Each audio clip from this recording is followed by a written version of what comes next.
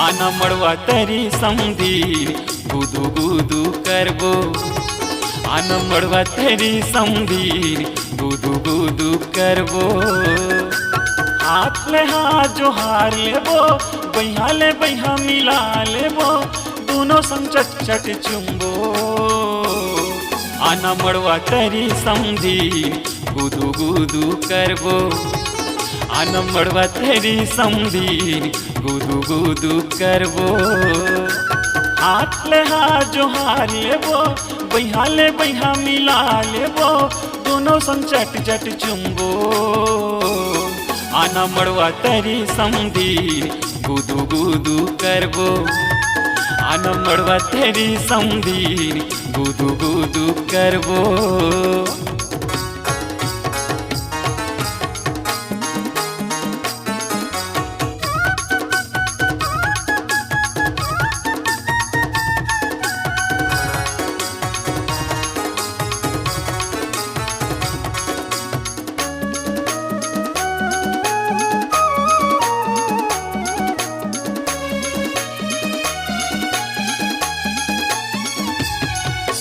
चालीस के उम्र में दिखे 18, समधिन के चक्कर में बज गए रे 12। 40 के उम्र में दिखे 18, समधिन के चक्कर में बज गए रे 12। अरे जवानी में डोकरी का चेहरा अब तो देखे में लागे बड़ खतरा।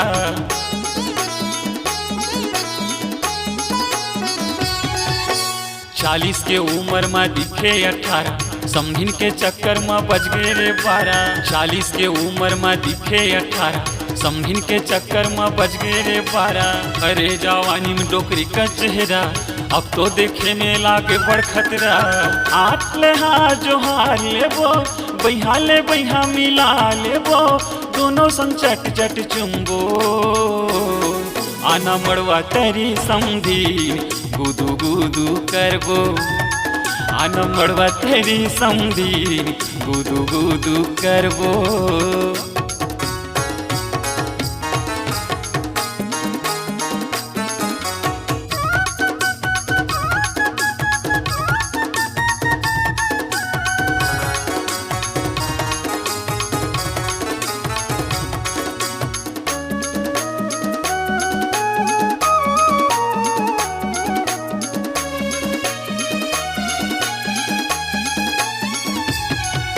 समधिन के हंसी में जान जलते, मन बैरी भितरे भीतर चुरते। समधिन के हंसी में जान जलते, मन बैरी भितरे भीतर चुरते। पम के गोला समधिन आगी लगा दी, अच्छा ही अच्छा डौकल पानी पिया दी।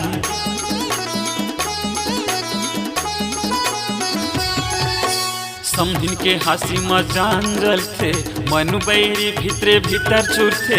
समधिन के हंसी में जान जलते, मन बैरी भितरे भीतर चुरते। बम के गोला समधिन आगी लगा दी, अच्छा ही अच्छा डौकल पानी पिया दी। हाथ ले हाथ जोहार लेबो, बैहा ले बैहा मिला लेबो, दोनों संग चट चट चुम्बो।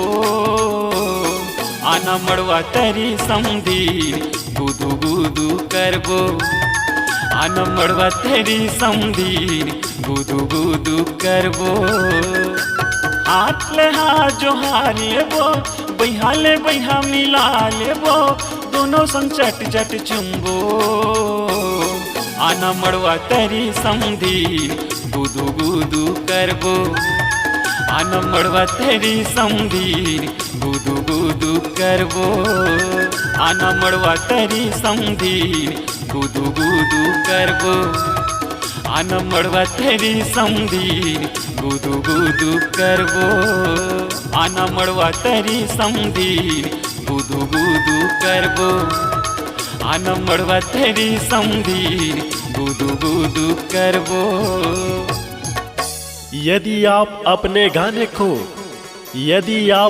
गाने को ऑडियो वीडियो डिजिटल रिकॉर्डिंग करवाना चाहते हैं तो चले आइए जय सतनाम बाल मंडली भीमापारा देहपुर। Mobile number 9111 19716।